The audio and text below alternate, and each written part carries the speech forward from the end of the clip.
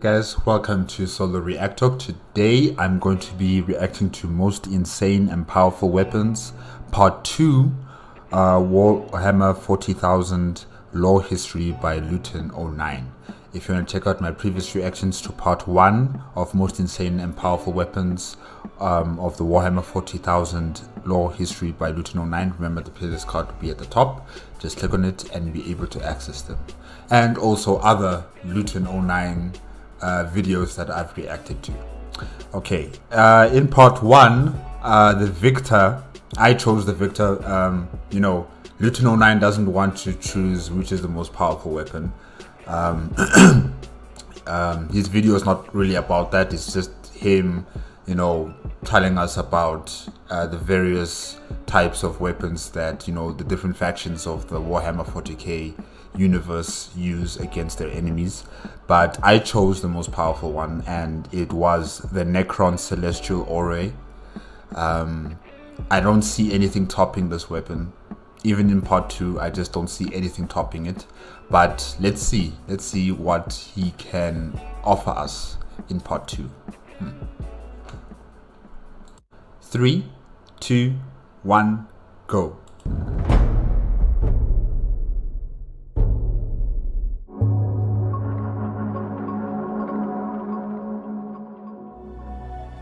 Today's video is brought to you by Audible. There are many reasons why Audible is a great service, but most of all, it can save you a lot on the newest 40k audiobooks. You can get a free audiobook of your choice plus 2 Audible originals using my link. Please be sure to check it out at audible.com/Luton. At the end of the video, I'll cover some audiobook choices that I think you should give a listen to.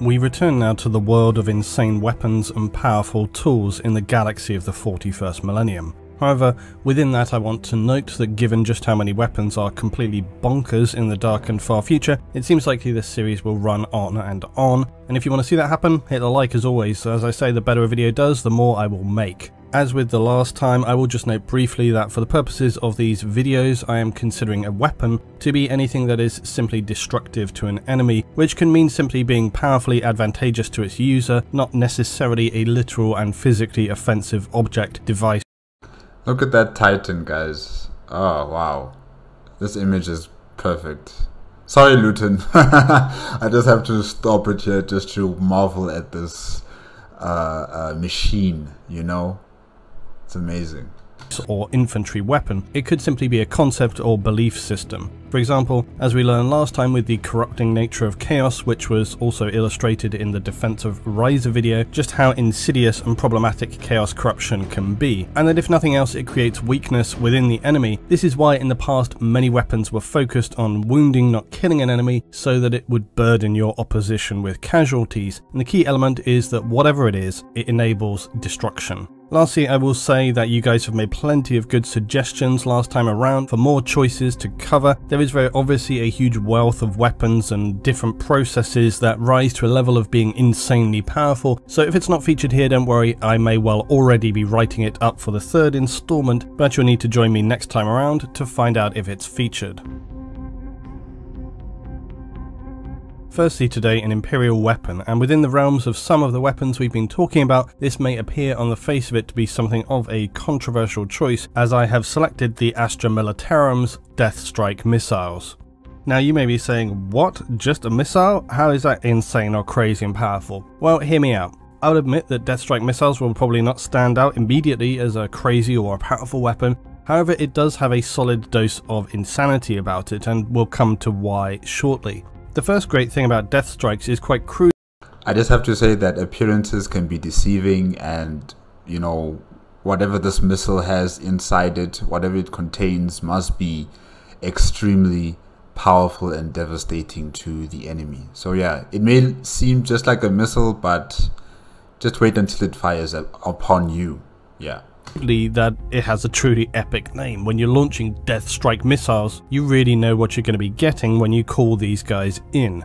The next reason for me is that the Imperial Guard don't catch many breaks, so for them having some awesome firepower in terms of long-range very powerful ordnance is no doubt appreciated by those in the trenches.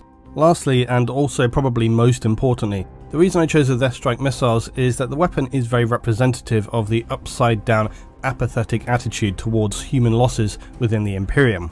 The Deathstrike is not a complex weapon. It has no temporal black hole firing archaeotech functionality, it's not harbouring some latent AI or able to extinguish stars. It's simply a single huge intercontinental ballistic missile mounted on the body of an Imperial Guard Chimera to use as a mobile launching platform. And you know what? That's okay.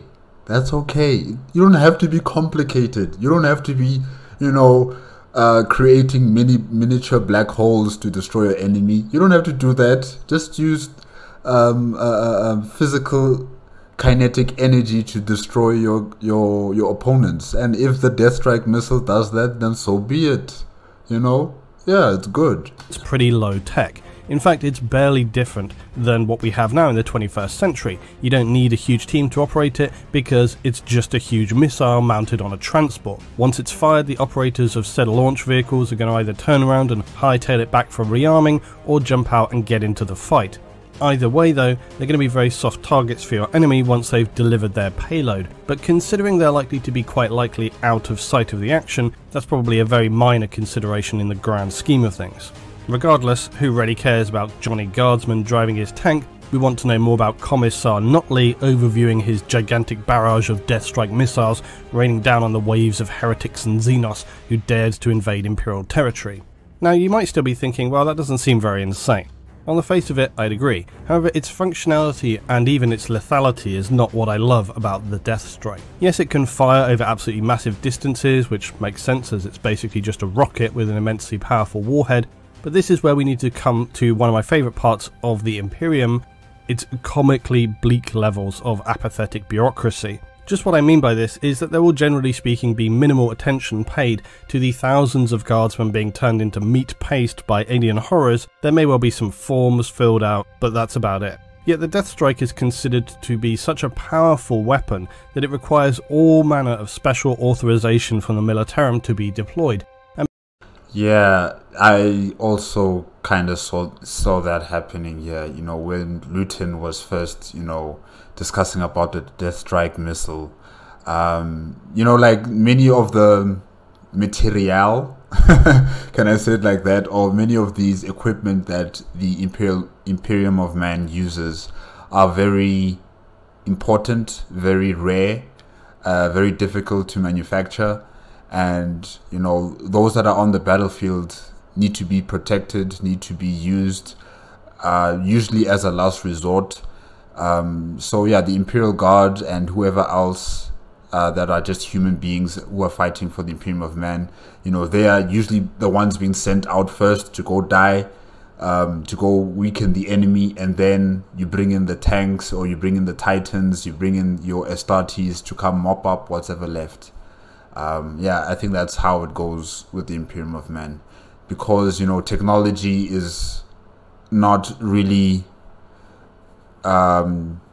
given the right to continue to evolve and to be created and to be celebrated. It's more about stagnation, about preserving, about keeping it in order, but not necessarily improving technology. So yeah, these things are very important to the Imperium of Man.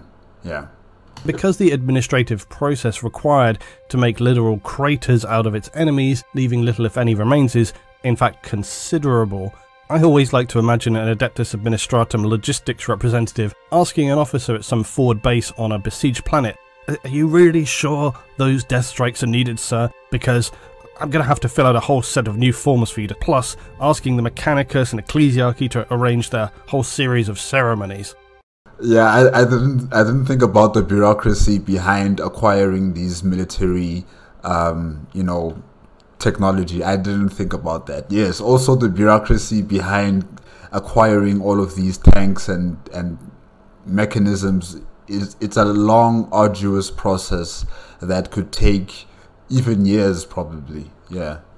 The insane part of a Deathstrike is less what it does and more the hoops that have to be jumped through just for them to be deployed. Deathstrikes can be outfitted with a whole range of payloads, from plasma to biological, even vortex tipped. So like many powerful weapons in the Imperium, they can end up becoming viewed in many respects as some kind of holy weapon. Consequently, their authorization and deployment is tied up by red tape and weighed down under paperwork and ceremonial process. For something more advanced like a Baneblade or a Titan, you could perhaps forgive such long-form procedures, but for the Deathstrike, come on Imperium, to even get Deathstrike missiles to a battlefield requires an extensive process before they can be rolled out, which stands in stark contrast to, say, battalions of Imperial Guard, where instead of having to check off all the boxes before moving on to scented oil ceremonies, you're more likely to be asked, really sir, are you sure you only want 50,000 guardsmen? Because, you know, we can give you another 100,000 men if you really need it. It's not a problem. I don't know why you wouldn't take those extra guardsmen. You know, they're just waiting to be thrown against the enemy. So rubber stamp it and you're good to go. The Deathstrike missiles are comically perfect metaphor for much of the Imperium for me, because they sit on this farcical line between being powerful and very pertinent tools for the Imperial Guard, but are also then completely hamstrung by bureaucracy, making them not exactly practical. Meanwhile, thousands of guardsmen are being literally shredded in real time by their enemies, but hey, it's the Imperium, so you can always deploy more guardsmen. A single missile, on the other hand, turned out by Imperial Factorums, now hold on, that quite obviously needs considerably more scented oils and ecclesiarchical readings before we can even get to thinking about rolling them out from the armory. Anything else would just be complete blasphemy. Of course, when the Deathstrike does bring its firepower to the battlefield, it can be truly apocalyptic, razing cities, bunkers, Xenos hordes, traitors, or insurgent encampments. They could be used defensively by Imperials upon besieged worlds, or offensively in supporting an assaulting force launched ahead of infantry to help secure strategic territory and resources. Their range and power is so vast that their targets are likely not even going to be aware an enemy force may be headed their way before they suffer catastrophic casualties as if struck down by the very hand of the Emperor. Judgment rained down upon them in fiery destruction by the Deathstrike missile. Hoping though, of course, that they've managed to even be deployed before the majority of the Imperial forces are obliterated. But now we return to more diabolical Xenos Necron technology. And comparative to my first choice, this one is genuinely controversial, and that will become clear why. But it also ignites one of my worst fears in the form of yet another attack of the 40K unpronounceables because of their use of the odd AE symbol. I am fairly past the point of caring now when it comes to 40K pronunciations. I'm just done with it because some of the names of characters of things start to feel ever more like being weird just for the sake of it. You know, I was just waiting for him to pronounce the word before I say anything. So if he can't say it, then I'm not going to say it either. Just going with what appears the easiest, Aeonic. And that's what I'm going with, and that's how I will always say that. The reason being, I did find another use of this in 40K, and it was also to pronounce the word ether. Anyway, what is this strange Necron object and what does it do? Well, first, and I know how you all love this, I have a solid preamble to get through because I need to note fairly importantly that this is a very questionable object in the sense of, is it actually even being a thing or not? So trust me, we do need to know a little bit more about the background of its emergence before I even describe what it is. However, I did decide to add in this note here. If you cannot be bothered to hear me talking about how this thing came to be, I have timestamped this video so you can either check in the timeline below the video or in the notes. I'm here to stay. I'm here to stay, Luton. And skip over to the next section. The Aeonic Orb has never had an official model created for it, for starters. Now, for many of you, that may not matter. There are, of course, plenty of other things within the background of 40K that have no actual model. But as I said, it's tricky to really know if this Necron artifact is actually considered a genuine thing, or if it was just a flight of fancy as an idea, because it also doesn't really appear in any narrative material either. It was basically more of a concept, but it was a little more than that, as I will explain. Personally, I enjoy the often very confusing and chaotic nature of 40k. It's something that feels like an unending puzzle with leads chasing off in different directions. It can be very contradictory at times, where all you can do is try to discern your best guess as to just how things really are. It's actually an intentional part of the design of 40k as well, but I actually find this to be quite refreshing. There are a great deal as well of peripheral details, often very vague at the best of times, and as I've said before, my overall view is that how true or untrue something is depends mostly on how collectively well defined it is. It's much more about that than it is somebody simply just stating that a thing occurred or existed. And this is why, despite in some of the newer books, new material dropping potentially very big revelations, I'm very wary about believing it being set in stone, because you just hear it from one person. And when you're in an entire galaxy and all you have is one person's account, how much do you trust it? What's their motivation? What's their history, their overall goals? What's their faction? My overall methodology is that within 40k, the more discussed and the more documented something is, again, perhaps cross-factionally as well, the more likely you can consider it to be objectively true. But even then, there's a lot of room for doubt. What if something is widely documented in a faction, but its origins were distorted to deliberately sow confusion, thus projecting or distorting events outside of our field of view? So, okay, yeah, he really thought about this. He really thought about this deeply, like methodically, just thinking about it. Wow. All right. Okay, Luton. So it is a complex and troubling thing, but it is also part of 40k nonetheless. And as much as we might like things to be very neat and tidy, all squared away with proper labels and dates and... That's me. That's me. I want it to be detailed with certainty behind it, you know, organized properly so I can read it properly. But now Luton is like, nah, I don't like that. I like everything jumbled up, mixed up here and there, you know. Okay. Above all certainty, it just doesn't work that way in 40k. And I know that bothers some people, but it is simply how it is. Now, specifically when it comes to the Aeonic Orb, I want to be absolutely clear. This was never something included in an official 40k book. So you're probably by now already gathering wood to start lighting the inquisitional fires at my feet. But hold on, although it was never included in an official book, the Aeonic Orb was displayed on the Specialist Games site run by Games Workshop. What the hell is that? Well, it doesn't exist anymore, but you see, quite a few years ago Games Workshop had a lot of its older material for spin-off games like Necromunda, Battlefleet Gothic and Epic. In fact, I seem to remember that when Necromunda stopped being officially supported, Games Workshop actually had the whole rulebook freely available to download. But this site also had other oddities and sort of house rules to add interest and flavour to these spin-off titles, even though they have mohawks. It's just interesting. I mean, they kind of look like, what was that game called again? Duke Nukem, something like that. Some macho guy who kills pigs, intelligent pigs, and saving beautiful ladies. I think it's Duke Nukem, something like that. Yeah, they kind of look like him. It's odd. They weren't being officially supported. They wanted to sort of add something, I guess, for the community back then. So that's really what this Specialist Games site was, and I believe it was most prominently active in the early 2000s up to about 2006, but I'll admit it's not something I paid super close attention to, so maybe somebody can tell differently or I'm just wrong, but that was my understanding. Either way, the Specialist Games site definitely had some sort of connection to what would be considered official material because it was part of Games Workshop's online presence at the time.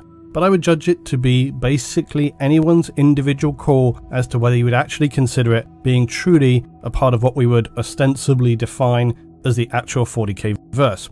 It would of course close when things were steadily revamped. Later, some games like Necromunda of course relaunched as completely refreshed products. However, games like Epic and Battlefleet Gothic continued to not have new tabletop versions of those games released, but it is my fairly confident guesstimation that it is fairly inevitable they will do, but just so far not yet. Now, although no longer officially supported by Games Workshop, there was still a solid group of people who wanted to enjoy and still have access to these unsupported titles. And this is where you see websites providing unofficial but community accepted army lists for units and so on, to give everybody a stable field to work off of. What I want to note is that although they are unofficial, these sources are usually confined to just doing the rules and unit stats. They're not just creating random background details. You know, this can occur, but most of the time that's not what it is. It's just about rules and stats. And I wanted to clarify that because in terms of the Aeonic Orb, as I noted earlier, it had no official model produced or official background produced. But even though it never had a specific model created for it, it did originate from the specialist game site produced by GW. Now I know this was a lot of preamble blur, but I'm sorry for that. But it is important and relevant because the Necron Aeonic Orb is a very unusual oddity.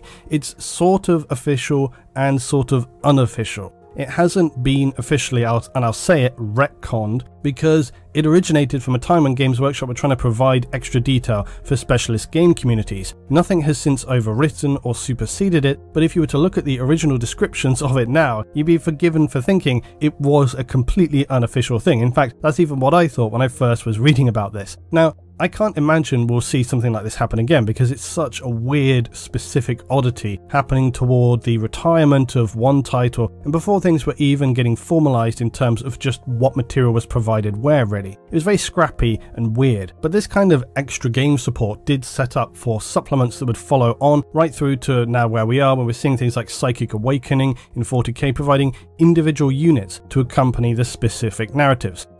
Maybe I could have just skipped all of that and just said it's like how Psychic Awakening was and how they had specific units with that, but for the old Epic game system, and then you wouldn't have had to listen to me ramble through it all. Oh well. So what is the Aeonic Orb? It was created long ago as an expression of ultimate power. The Aeonic Orb is the epitome of Necron technology and a testament to the might of the C'tan. In essence, the orb is a fragment of a star contained within a necrodermis sphere, stabilized by the awesome power of Necron magnetic technology. This containment system gives the orb its primary power source. A fraction of a star. Did they create the star and then they compressed it down into this material that contains it? Or did they take it from a star, like a piece of a star? I mean, how do you do that exactly? Because, you know, the surface of a star is just, you know, superheated gas and plasma and stuff like that, and, you know, maybe they mean like the core of a star, probably. I'm not sure. Yeah, I'm just trying to figure out how did they acquire it and then contain it in that material. What did you call it? Nostradamus? Yeah. The orb itself is mounted on a massive skimming platform that gives the orb its mobility. Aeonic orbs were rare even at the zenith of the Necron's empire, and the Aeonic orb is probably the rarest Necron weapon in the current period of the galaxy. Their rarity is in part due to the fact that they are no longer able to be created by the Necron, because in order to do so, a C'tan was required to destroy an entire star to shackle the power of the star for the use by the Necron. Its power is on a scale that would be described as titanic weaponry, because when one is observed by a Necron army, it's almost always to eliminate enemy titans, although it is unlikely an enemy of the Necron have ever actually seen an Aeonic Orb, because they would have no idea of what was about to come their way, and know that if they did see one, immediate and urgent fleeing should be the best course of action. In some respects, the Aeonic Orb is quite simple. It's this star fragment constrained within the necrodermis shielding, unleashing the power of solar flares Necrodermis, okay, against its enemy, and this is achieved by adjustment of its containment field surrounding this star fragment. It focuses a concentrated plume of plasma generated by the stellar fragment into a high velocity bolt. It's so powerful that the plasma suffers no loss of heat or velocity, and horrifically this allows the Necrons to direct a plasma beam of focused solar energy. It's able to cut through virtually any material without resistance. Titans have reported as having suffered catastrophic damage when engaged by Necron Aeonic Orbs, and despite having the most powerful shielding in the Imperium, they were unable to withstand the sheer power of a focused stellar beam. However, the weapon is not without its limitations. Forming the containment beam is so energy intensive that the orb requires significant periods of time to recover from firing. To that end, the Aeonic beam has another option that is weaker but similar in concept to this solar flare, and it's known as a solar burst. It is a much weaker containment beam used to guide a mass of plasma to a target, which results in the plasma losing heat at an incredible rate. So by the time it reaches its target, its effects, while powerful, are not comparable to the main solar flare beam. Its range is considerably more limited, but despite this, the explosive force and radiation unleashed upon its targets is still sufficient to cause havoc among its victims. And because the Necrons themselves are not, biological in sense, they are mechanical, they won't be affected by the radiation pulse that's created from the weapon, So yeah, anyone that's caught within the blast radius of this weapon and you are organic, you're finished, definitely. The Necron and Eldar have dabbled in some of the most end-of-days weaponry, and the Aeonic Orb is no exception. The Necron were able to shatter the C'tan, being so powerful that they could literally distort causality, and the Necron in defeating them unleashed all manner of strange effects. It seems in fact that the Necron have a very far and much deeper understanding of the galaxy and the forces at play than many would consider them capable of, or hope they were capable of, and that for their appearance as ghoulish metallic legions of destruction, they are in some respects far more refined and cautious in their curating of the precise forces at work in the galaxy. To this end, they have what are known as the Cryptex, who specialise in the highly advanced fields of technology and knowledge. Among them are also what are known as Chronomancers, who have a deep understanding of time, causality, and even able to bend time to their will. The overall point here is that much of what the Necron find themselves focused on bears little consideration for mortal races, but they do understand that there are some powers so dangerous that even they must utilise caution and restraint, lest they unleash powers or chains of events so powerful that nothing can contain them, leading to the annihilation of all things. It appears likely that it was their ability to wield powers strong enough to enable the destruction of the C'tan that brought them to this realization. But the bottom line is that the Aeonic Orb probably does lean slightly more toward unofficial than official, and I could have chosen not to include it, except for one reason, which is that it does fit completely within the sphere of what we know the Necron to be capable of and what we would expect the Necron to deploy to the battlefield. I mean, you don't have to look far. You can just go back to part 1 of the insane weapons of the Warhammer 40K by Luton 09. They created the Celestial Aura, and that weapon is already devastating. This is just a snack, but it's still a very powerful snack, Yeah. It's a very well crafted device in terms of fitting within the background, and in some ways it's actually not even as powerful as some of their other technology. I mean, please do remember that one of the Necron's fully official weapons was basically a Death Star mobile tomb world armed with Gorse weapons that could literally scorch, disintegrate and turn to sterile ash the surface of any planet it encountered. Those vast platforms also had powerful gravitic wave energy which could tear apart enemy ships, as well as teleportation devices able to transport asteroids and other material inside ships, destroying them from the inside out. So the Necrons have some astonishingly powerful technology. It's a weapon of the living metal undead who have literally destroyed gods and shackled them to their whim, who are capable of destroying entire solar systems seemingly at their will. So an Aeonic Orb is well within the reasonable grasp of their technology, plus their rarity means that based on how I interpret 40k lore, it could be a real thing, or it could just be a mythical thing misinterpreted by the few surviving guardsmen of a truly apocalyptic battle on some distant planet, passed down through word of mouth and has become muddled and exaggerated over time, so who can really say? So consider how powerful much of Necron technology is before writing off the Aeonic Orb. I guess the last thing I'll say is quite simply, is the Aeonic Orb real or not? That all depends on if you trust the drunken late night reminiscent ramblings of Sergeant Tough Bastard of the Imperial 183rd, or any other random unstable individuals who are rambling and talking to themselves, somehow able to have survived and just may or may not have witnessed an Aeonic Orb in action. Right.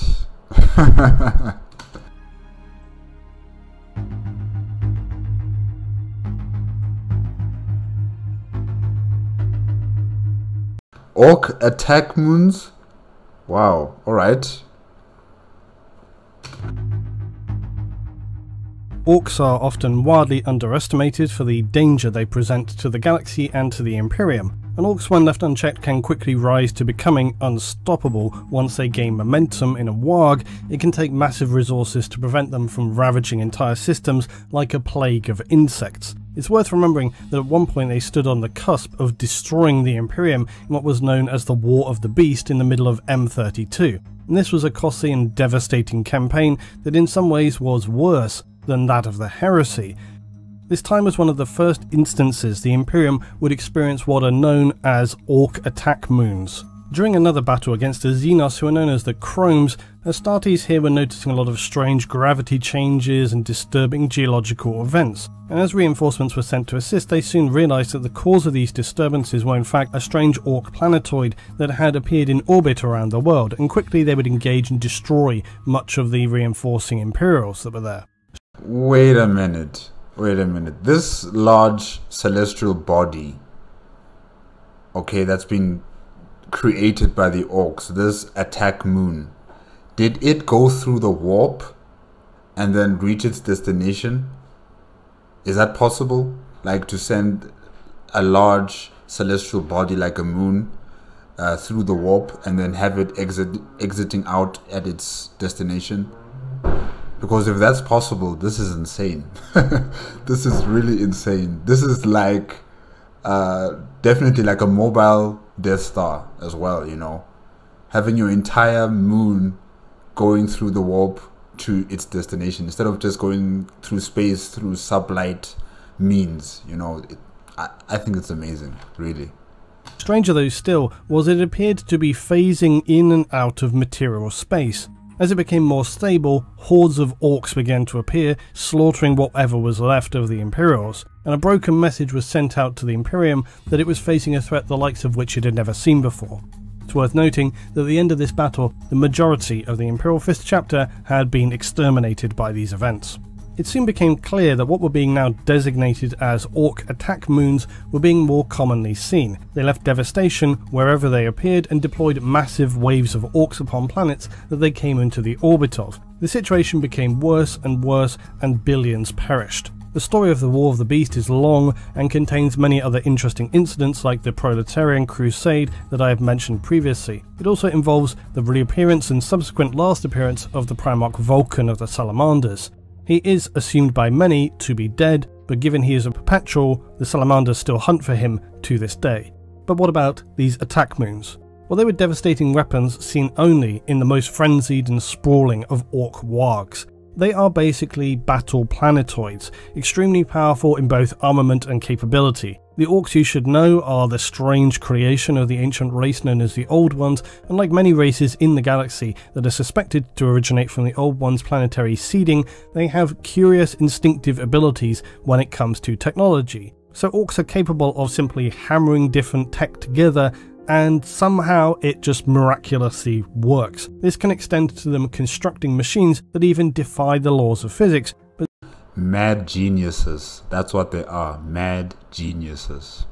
Simply because of their enthusiasm, orcs can seemingly will things to work. In some respects, these traits bear something of a similarity to the race known as the Jakaro. But whereas the Jakaro tend to kind of just improve existing things, orcs will in fact construct titans from scrap, which by all visual appearance should simply fall apart, yet often they are equally as tough as their Mechanicus Titanic counterparts. Orcs will often attack worlds by landing in what are known as rocks, and they are called rocks because they're basically big rocks or asteroids that orc mech boys have hollowed out and then fitted with plasma engines and all manner of other bashed together tech, likely just whatever was available. However, orc rocks are usually not capable of warp travel and they just drift around, and then when they're near enough to a world, they'll fire up their engines and smash into a planet, causing massive damage and then unleashing hordes of orcs into a world, likely that they will then never be rid of them. But wouldn't the asteroid or the planetoid, you know, disintegrate on contact with the planet? Unless if they have like retro boosters that hold the descent as this asteroid crashes onto the planet, then I'll understand. But then if it, you know, just hits directly on the planet with no ability to halt or to stop or to slow down, then, you know, that thing would just disintegrate, right? Am I wrong? I don't know. Wow, okay. And since they drift in space for so long, you know, waiting until they reach the closest planet, how long do orcs live for exactly? Yeah, I'm just wondering about that. Attack moons, in a simpler sense, are basically scaled up rocks. This is not dissimilar to a lot of orc tech. They often will find something small kind of works and then they simply scale it up bigger and bigger. Because if it works well already, then it's going to work well when it's bigger. And quite honestly, most of the time this isn't actually too far away from what other races do with their tech too, including humanity and the Imperium. So one of the primary things that's different about Ork Attack Moons is that they're capable of FTL travel. This is why they appear to often phase in and out of material space. But unlike most FTL, they're not using the warp. The orcs somehow create what the Mechanicus believe to be a subspace corridor, a dimensional space in between the warp and real space. Like the webway? And we could speculate they're using whatever dimensional space the Eldar webway is contained within, considering that this was created in and around the time of the Old Ones, and given the orcs' believed origins also have the connection. This travel seems typically orky in nature, in that it is not exactly smooth, and there is this strange period of phasing in and out of real space accompanied by these very powerful gravity forces that will affect nearby planets. However, this is no negative for the orcs. If anything, it's beneficial, as it will often cause geological and environmental chaos on a planet, meaning that by the time the orcs are ready to invade the world, it's far less likely to be prepared, if not already in a state of total disruption. But aside from these huge problems created for a planet by simply phasing in and out of real space so close to it that it destroys the balance of a world, causing apocalyptic environmental disruption, they also boast other terrifying weapons. Powerful beam emitters that can tear a planet apart, as well as void shielding, apparently more powerful than even Imperial battleships. Their most feared weapon, though, is the legendary Gravitic Whip. This was described as being a gravity weapon that appeared visually as a green snake-like whip of energy surrounding an attack moon that would strike against any target the orcs focused on, and the power unleashed was so great it would near enough shear anything in two as instantly as the gravity lash hit, or that it would then wrap around it so that the seismic crushing power would just shred whatever object it had caught upon.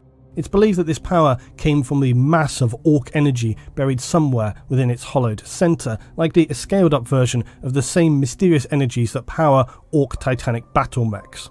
The Gravity Whip is extremely feared by the Imperial fleet commanders, as they have little to no defence against its power. Entire battle fleets could near enough be destroyed with one pass from the Gravity Whip, tearing them apart like matchsticks. The only saving grace was the high amount of power needed to activate the fearsome weapon, and this gave Imperial commanders some room for manoeuvre and planned engagements in between its assaults. The orcs have such devastating weapons, oh my gosh. Wow. A whip. Oh wow. Wow. I'm impressed. Well done, orcs. Well done. Attack moons themselves are not exactly vessels in the sense of them moving like ships. They're more like entry-exit points for the orcs to travel through this subspace realm, I suppose, similarly to the Necron's dolmen gates. But the major... Yeah, well, if they're not really like vessels to travel in, I would assume they're something like, you know the movie Dune? The Spacer Guild? They use these superstructures in space that, you know, fold time and space and then allow ships to go inside and then they come out exiting in a different part of space. Yeah, so I would assume maybe this attack moon is almost similar, you know, that it doesn't really move. It just stays where it is, its stationary position, and then it just phases in and out of the webway, out of the orcish webway, and then, you know, you're able to use it as a platform for you to stage another invasion of another planet. Hopefully you understand what I'm trying to say there. Yeah. Sorry. The difference is that they're not just a gateway. When they arrive, there's something more akin to a battle station that can deploy then hordes of orcs to a planet's surface, and this is why they're often referred to by the orc as a warg gate. Using the same gravitic powers used to create the original attack moons, orc are able to transport also large sections of conquered planets up to the attack moon, thereby growing it in size and structure. This process uncovered the... How? The fact that these attack moons were somewhat akin to a prototype for the Ork known as the Beast to launch a perfected much larger attack planetoid using in fact the world of Ullanor Prime itself as one gigantic battle station. And the Orks had planned to in fact destroy Terra itself with this. Thankfully, as noted under the leadership of Vulcan, this was prevented and the Ork known as the Beast was slain. However, the Mechanicus would actually study and transport the world of Ullanor Prime to a new location, and although it is unknown to the Imperium commonly, this world would later become known as the fabled Imperial planet of Armageddon.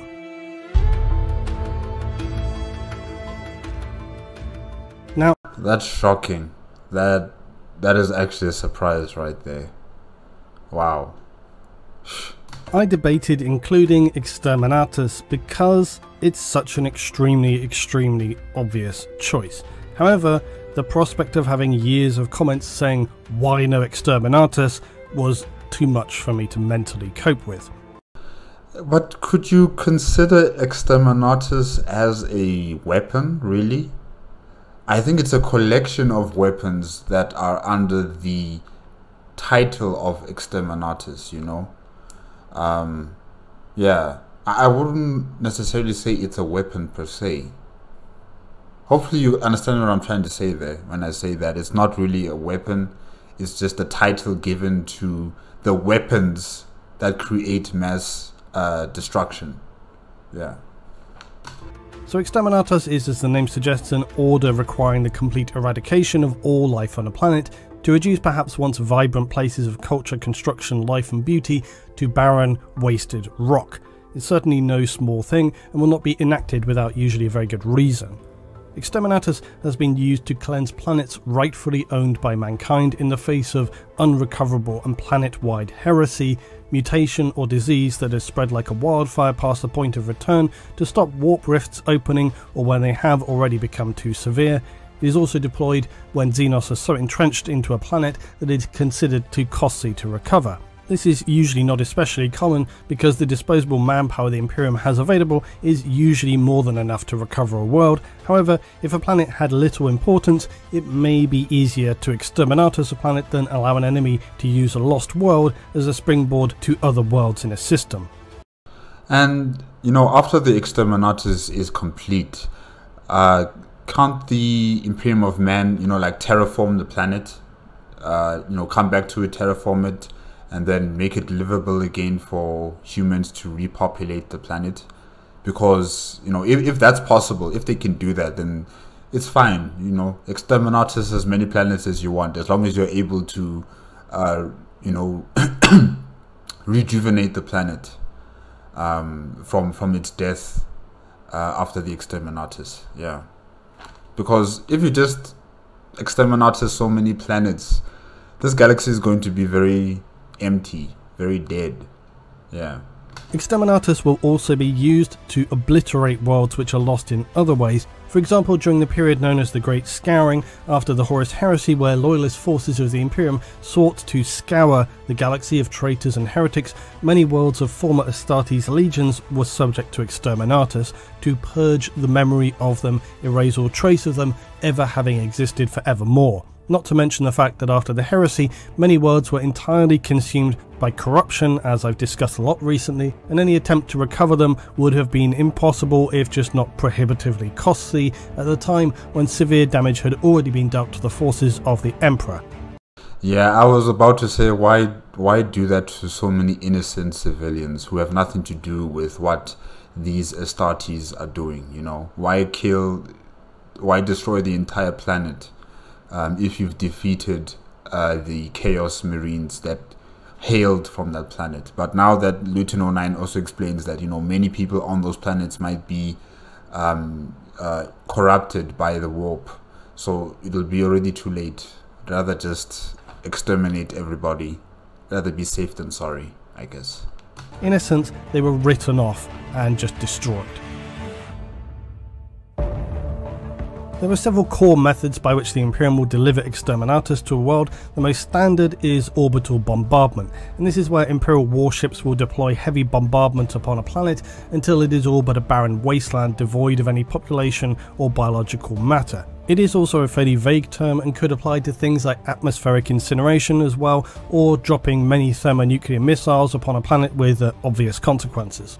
One of the more dramatic and well-known methods is the aforementioned atmospheric incineration. This is the visually devastating method of Exterminatus, as well as being an incredibly fast method of annihilating a world. A device deploying nucleonic fire, raw plasma, or a bomb of extreme radioactivity is dropped to scour the surface of a world. Whichever of these are deployed, they will be of a scale so powerful that surface rock may be melted into a liquid state, organic matter be completely obliterated, vaporized, or just breaks down into radioactive sludge. Usually this is then accompanied by an atmospheric burn-off, leaving ultimately no living matter on the world. Some worlds may have below ground facilities or Xenos threats there, and this is where a two-stage system will be deployed to eradicate both the surface and below ground elements of life. Sometimes these torpedoes can be so powerful that the shockwave can in fact destabilize a planet and break it apart. One of the other most well-known Exterminatus tools is virus bombing. Virus bombs unleash Yes. what is known as the Life Eater virus, and this will spread across the world extremely quickly, destroying all organic cellular structures it encounters. Virus bombs will envelop a world, reducing all organic matter to a thick sludge and gaseous state before an inevitable firestorm is triggered by the Imperial forces in orbit, again burning out the atmosphere of a planet. And while devastating, virus bombs are not a method of Exterminatus guaranteed to deliver 100% extermination. Any individuals sealed in high-grade enough underground bunkers or sealed environmental facilities may be protected and able to survive the virus.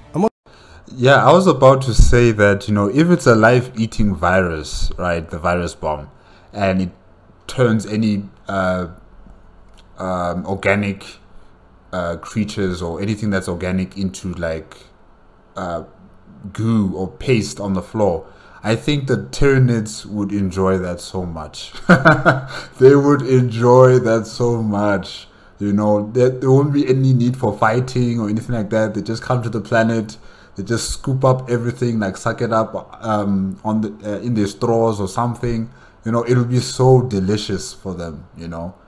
Instead of having to munch down, eating and chewing flesh, they would just suck it up like they were sucking up a milkshake or something. So yeah, I think the virus bomb would do wonders for the Tyranids.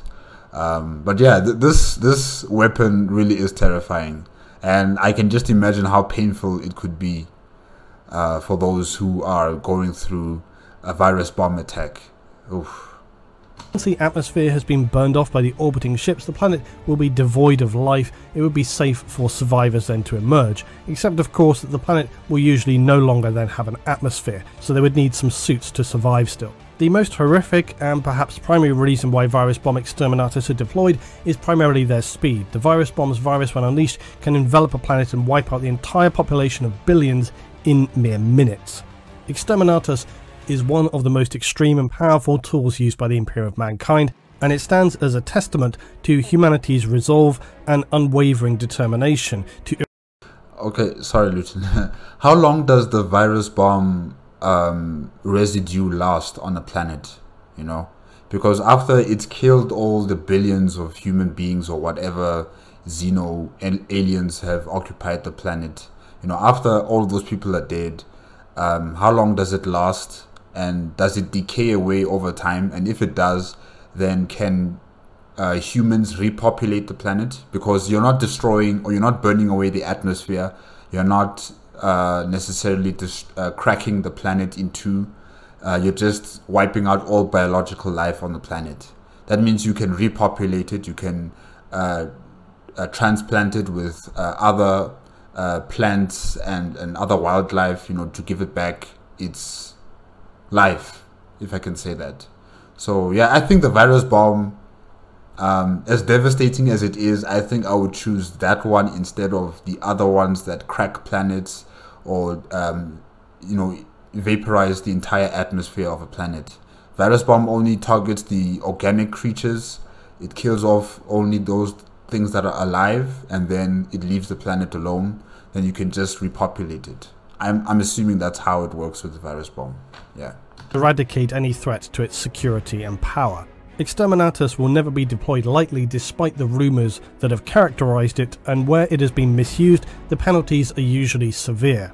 Yet humanity and the Imperium will never flinch, never hesitate to deploy their ultimate weapon where necessary.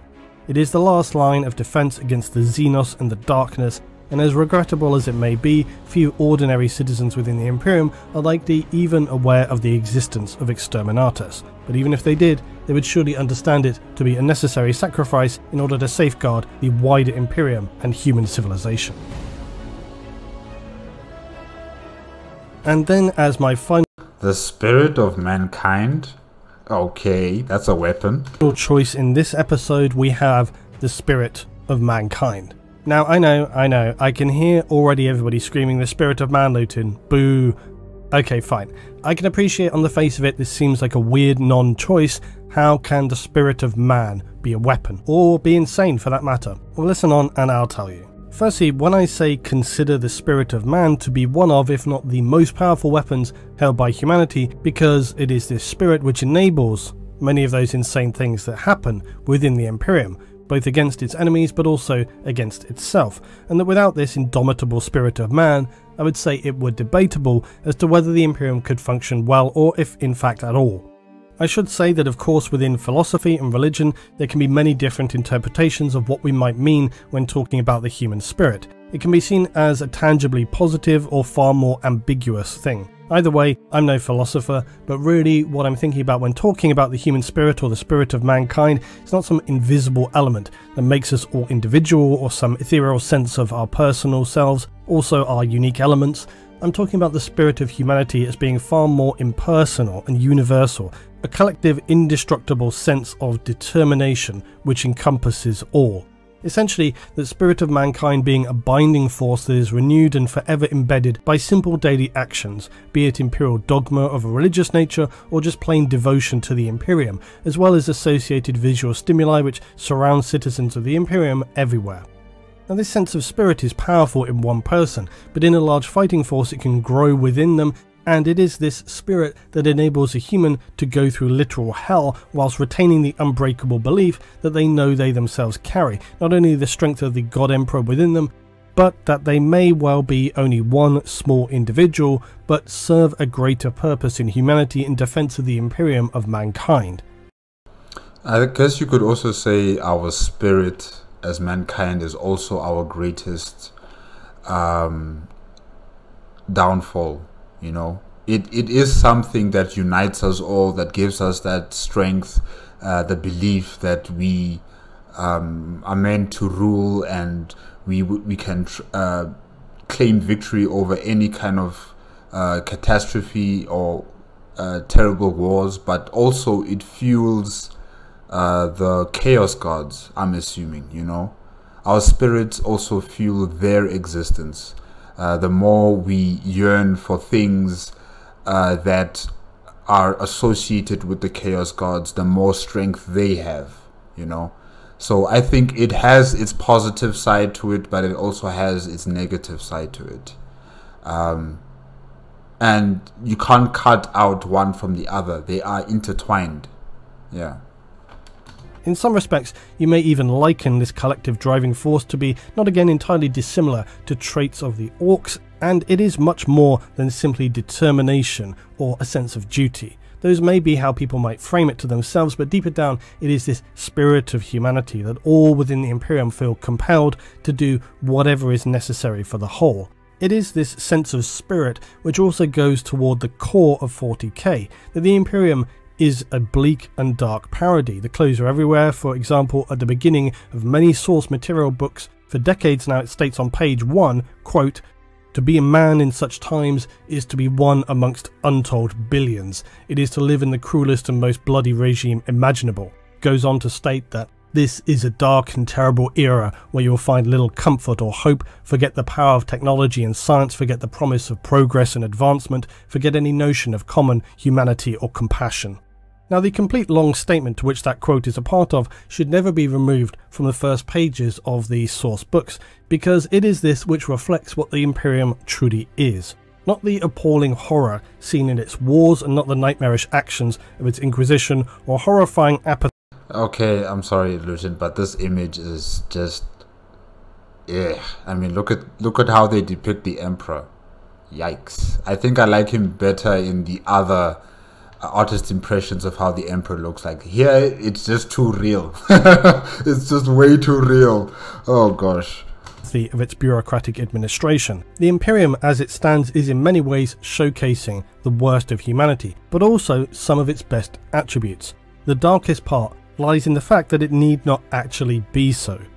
The Imperium in the 41st millennium had decayed so greatly as an empire that until very recently it could see no forward light and was only being kept functional by unrelenting and punishing brutality coupled with a vast anonymous bureaucracy. Now if you were to look around the galaxy of the Imperium, it's true that you will find some areas which are not as brutal and harrowing as others. In fact, some systems are actually fairly stable and even enable citizens to live a degree of normality. Now what this illustrates for us is the tragic parody that is the Imperium of mankind. In fact, this hopefully is a message that many people should have long realised, that when we talk about the bureaucracy and the horror within the Imperium, these sound very vague and impersonal, but that the underlying inescapable fact is that it is humanity that makes things in the Imperium so bad for itself.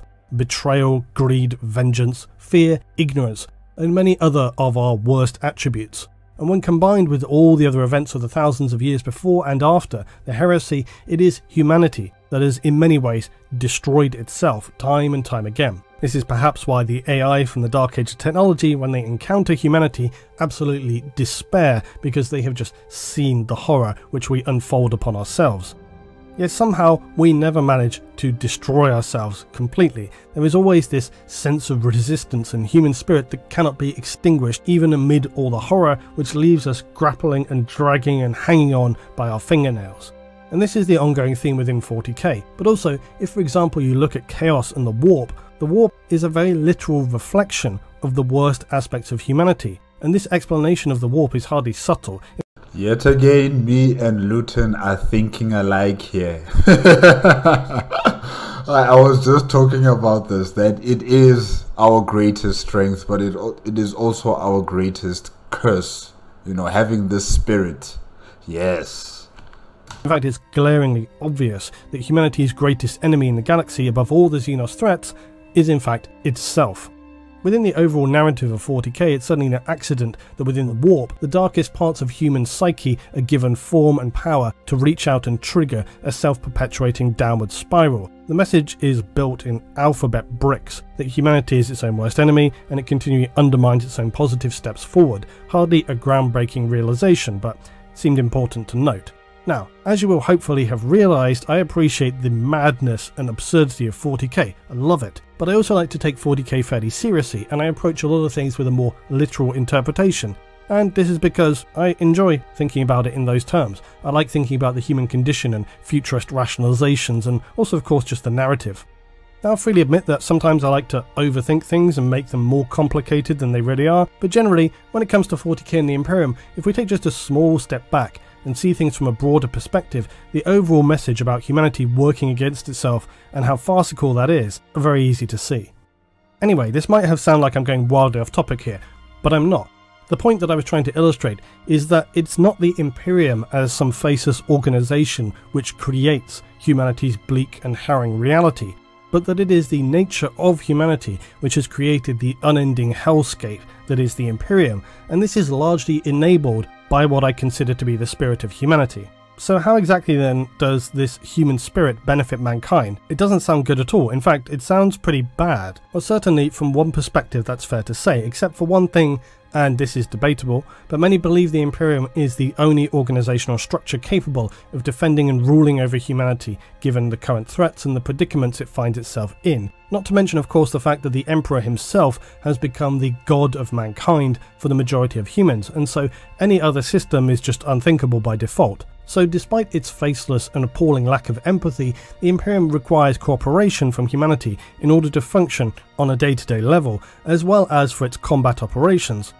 And it may be a tragic and appalling situation, but it is this collective spirit of humanity which in part enables the Imperium to function and therefore has to a degree safeguarded human civilization for many thousands of years. Plus some superhuman genetically adapted warriors or something, but don't worry about those guys. The Imperium uses this impersonal but collective spirit which exists within all humans and further instills its citizens with the suffocating ideological perspectives of the Imperium of Man, as well as its other subsidiary organisations like the Ecclesiarchy, who continually and aggressively demand absolute devotion to the God Emperor. And this has formed, for all practical purposes, a near enough unbreakable belief within ordinary humans that their required actions are at the behest of what is basically an all-powerful God who watches over them. Also worth noting that compounding these views are the miraculous events and feats of legend which continue to occur within the Imperium. Additionally, given what we know of the emergence of psykers and the power of faith within the Imperium, it is questionable if you could relate on an even footing humans of the 41st millennium to those in our current age, even in simple terms of what it means to be a human and what stage of development they are at. And this is really a whole other topic, but to make it a simple aside, what I'm thinking about here is my belief that humans in the time of the Imperium are in some respects more advanced and developed than we are now. In others, they are horribly regressive, and that's all before we talk about their slowly emerging psychic powers. Human development in the age of the Imperium is one other factor that I consider in making this sense of human spirit such a powerful thing. I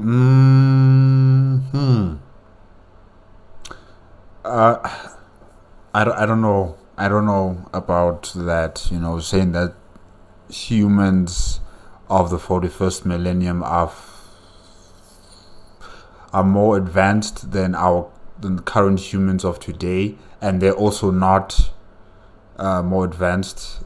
I'm not entirely sure. I'll have to come back to this another time and think about it a bit more, but yeah, I'm not sure. Yeah, let me just say that I'm not sure. Another aspect is that when it comes to miraculous events, these will rarely be questioned or doubted. The vast majority of citizens are going to receive information about almost anything rarely at a first-hand level, and certainly not in a visual format. It will more likely be passed on to them through dictated dogma and likely word of mouth. Perhaps they'll have some very limited printed word, or on advanced worlds maybe display screens throughout a hive city, but most people are going to live dirty, hard, monotonous lives. So when they may catch a glimpse or a story that helps illustrate to them the fleeting remains of glory within the Imperium, it must seem inspirational and spiritually uplifting for many ordinary citizens. So no wonder that they have such entrenched beliefs in the spiritual nature of things. And there have of course been numerous incidents where human guardsmen survived encounters that no mortal should have been capable of, or who held their nerve and strength of will beyond that of even an Astartes, who for whatever reason have in fact shown themselves to be not nearly as unbreakable as we would so often be led to believe, whereas regular guardsmen time and time again demonstrate a sense of human spirit and character that demonstrates this unbreakable grit and determination. And how is this possible? How can such fragile mortal citizens become so dedicated, so determined and mentally unbreakable? Well, one might equally answer, how does an ordinary human become an Astartes, a Grey Knight, or a member of the Inquisition? And this is what I've been driving to get to. The Imperium's military forces are all that stands between humanity and complete extermination. And how were we able to create those that are able to endure and have such willpower even before the Imperium really existed? Physical strength will only ever carry you so far. It's well known that much human endurance is achieved in the mind, and this is no different for those who serve the Imperium or aspire to join the ranks of its most powerful warriors. It is the human spirit that enables this, and to my mind, this is how the spirit of humanity is both something that can be quite insane and also one of our most powerful weapons. And I've often considered how some, and I want to emphasise only some, Astartes with their near immortal nature, even knowing they're destined to die in battle, can develop something akin to a fear of their inevitable end, and this may be where you see some turn to becoming renegade marines. Yet Astartes who lead near enough immortal lives comparative to those ordinary humans who live and breathe their mortal nature, who understand their time is fleeting, but know collectively the human spirit endures, that even when they leave, something remains which cannot be extinguished as a part of the whole. And because there are trillions upon trillions of humans across the galaxy, it's almost a perpetual spirit. You know, it can't be extinguished, it can't be destroyed, it can't be consumed. It will just continue to exist for as long as there's humans across the stars. there's no way of it ever ending. Yeah. Human citizens of the Imperium are seemingly more accepting of their mortality than perhaps Astartes, who we also know can be prone via their ascension to become somewhat detached from their humanity and even their view of ordinary humans. Some chapters of Astartes will be very considerate and protective of ordinary humans, but others may actually become apathetic to a point where they are actually walking a very fine line between treachery and loyalty. Despite all of the factional infighting and devastating problems that the Imperium continues to bear, this sense of human spirit remains a defining characteristic of humanity, ever present yet also intangible, something that cultivates a sense of necessary sacrifice essential for the Imperium to function, a strength and understanding that drives forward humanity with unrelenting determination, even when its forces face the most forlorn of battles upon those ruined worlds that are little more than ashen wastes. Yet for as much as it can be a powerful positive, it also enables some of the worst aspects of humanity, especially within the Imperium. The scale of losses and the insane disregard for human life only made possible because of the enduring spirit and loyalty. It is one of humanity's most passive traits, but also one which allows the forces of mankind to be so proactively aggressive that it has embedded this sense of necessary sacrifice in its culture. All Imperial citizens know that mankind can never be completely defeated, that no matter the odds or the enemy, they know to their core humanity shall always rise above, break free from, and ultimately destroy its enemies. Should it require 100,000, 10 million, 100 million, 10 billion human lives, so be it. The Imperium of mankind and the Emperor cannot be defeated, they cannot fall, or all will be lost. The Imperium wields powerful, world-ending weaponry, has achieved superhuman genetic advances, deploys titanic machines of war that shake the ground like an earthquake and fire weapons that can break planets themselves. Yet above it all sits one of the most powerful weapons for humanity in the galaxy of the 41st millennium, the indomitable spirit of mankind. It is simply the greatest tragedy that most citizens within the Imperium are seemingly unable to realize that this spirit can be used in other ways to drag themselves out from the horror and build a more constructive way forward with less internal suffering but retaining all the strengths and benefits of the Imperium structure, and that perhaps this had in fact been the Emperor's original intentions before everything became mired in darkness and mythology, to a point where now humanity has drifted so far backward into stagnant ignorance that its empire can only be enforced through harrowing brutality. I'm afraid we can never know that man's plans and ambitions. We can never know, really.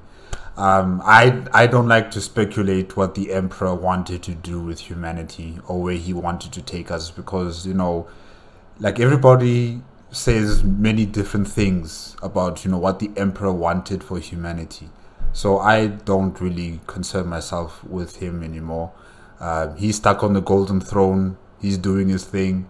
The rest of us have to figure out a way to use our human spirit, or the mankind spirit, you know, in a way that can free us from our shackles. Leave him alone. Let him stay there on the throne, doing his thing, protecting us from the Chaos Gods and lighting up the Astronomicon. The rest of us, we must figure it out ourselves somehow. I don't know. With that said, it's equally possible that without the human spirit enabling its determination and unity, it's unlikely that the Imperium will be capable of wielding its armies in the hundreds of millions who march relentlessly to their deaths, knowing they do what simply must be done for the greater glory and survival of humanity, and most importantly, in the service of the Holy Emperor and the Imperium of mankind. There is perhaps no better example than that of Cadia and the unbreakable will of the Astra Militarum. The dark forces of chaos may have had their technical victory, but despite literally breaking apart the planet of Cadia, they could not break the spirit of mankind.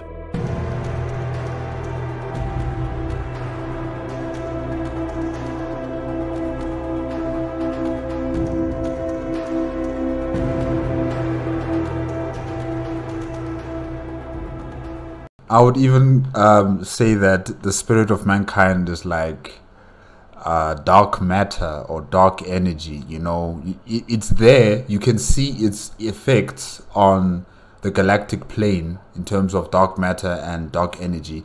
You know, You can see the effects of dark energy expanding the universe. You can see the effects of dark matter holding galaxies together so that they don't fly apart. You can see it, but you can't really, you know, like touch this energy. It's not tangible, but it's there. You see its effects. So I would also say something. I would also say that the spirit of mankind is similar to that. You know, that it's there, but you can't really get to it. You can't change it. You can't look at it directly, but you see its effects. Yeah. So now I just want to talk briefly about Audible and why I think it is an excellent service for you to use. Many of you guys continue to tell me that you use this service and why it is so good, and I've included your comments as I always do here on the screen so you can see for yourself why it is a great service. You can start today with a 30-day Audible trial, 1 free audiobook and unlimited monthly Audible originals. Just be sure please to use my link above, audible.com/Lutin, or for those of you in the US, text Lutin to 500 500. So far I have been recommending singular titles for you to choose from on Audible, but today I'm suggesting you listen to the 5 audiobooks in the Siege of Terror series. Now, as I've said before, I personally feel that you can start anywhere when it comes to 40k. So whether this is your first step into the world of Warhammer and the Heresy, or you have simply not yet had a chance to hear about the final days of the Heresy, this is a great series that I have finished recently and greatly enjoyed.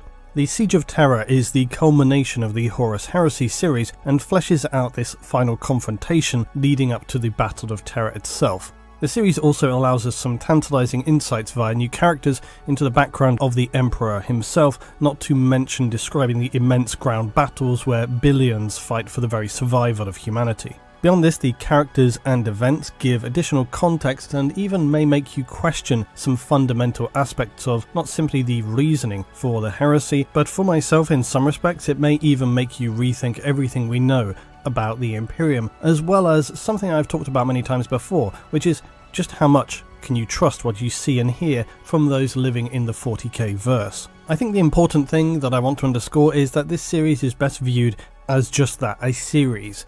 Individually, some are perhaps not as strong as another, dependent on your preferences. There are those which are more battle heavy, but as a whole, they tell a truly epic story about the last and most desperate days, the last stand of humanity against the traitors and heretics. It's a great choice if you're looking for tens of hours of listening, so this is my pick for this Audible.com outing. Once you're a member with Audible, you get a credit good for any audiobook regardless of the price, and any unused credits will roll over for your next month. Members will save 30% off regularly priced audiobooks, which gives you a significant saving on any titles that you pick up. Remember, you can start a free 30-day Audible trial today. You can choose one audiobook, you get unlimited downloads. Please just be sure to use the link above, audible.com/Lutin. Or again, for those in the US, you can text Lutin to 500 500 to get started today. So as always, I'll just say a big thanks to all of you guys for the massive support here on the channel. It's hugely appreciated. Loads more stuff is coming up very, very soon, and I hope you enjoy the free audiobook that you can get from this offer. I'll see you in the next one.